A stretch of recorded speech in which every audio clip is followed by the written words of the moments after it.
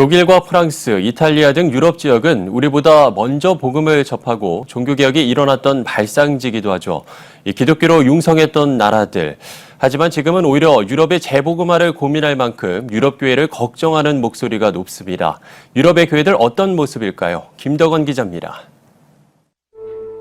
대형마트나 식당, 이슬람 사원으로 변해버린 교회들.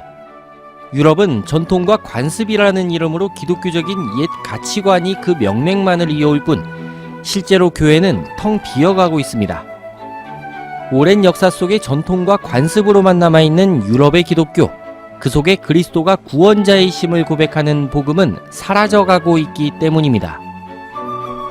스위스, 체코, 독일, 영국 등 중세 카톨릭의 독재에 맞서 종교개혁이 일어났던 나라들이지만 지금 유럽의 개신교인 비율은 평균 5% 미만입니다.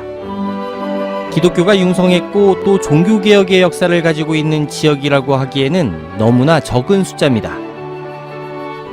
현재 유럽의 개신교회는 국가에 편입되지 않은 독립교회들을 중심으로 산발적인 부흥이 일어나고 있어 희망적이라고는 하지만 이 또한 전체 인구에 비하면 2% 미만입니다. 이들은 독자적으로 예배를 드리고 복음이 분명하고 복음을 증거하려고 하는 열망도 있고 그렇긴 한데 그런 부흥이 있긴 있지만 사실은 한국에서 생각하는 그런 부흥처럼 폭발적인 부흥이 아니라 서서히 이렇게 부흥하고 있는 상황이고 그런데 그럼에도 불구하고 전체적인 인구로 보면 사실은 2% 3%가 채 되지 않는. 유럽 선교 전문가들은 유럽 지역은 신앙의 유산과 부흥을 경험한 나라인 만큼 복음에 대한 갈망이 남아있다고 입을 모읍니다. 이러한 유럽을 재복음화하기 위해 세계 많은 교회들이 유럽에 선교사를 파송하고 또 대부분이 동유럽에 위치해 있긴 하지만 현지인을 위한 사역도 진행 중인 것으로 보고되고 있습니다. 유럽 현지 선교는 각 지역별 연합회가 있긴 하지만 개교회별 사역으로 대부분 진행되고 있습니다. 전략적인 유럽 선교를 위한 연구와 노력이 아쉬운 부분입니다.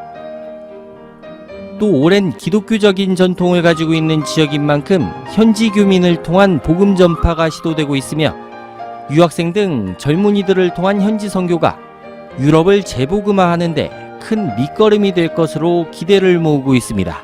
이곳 현장에서 우리의 많은 젊은이들이 와서 공부하고 또 일하고 하면서 이곳에 있는 현지인들하고 함께 어우러져 부딪혀서 있지요.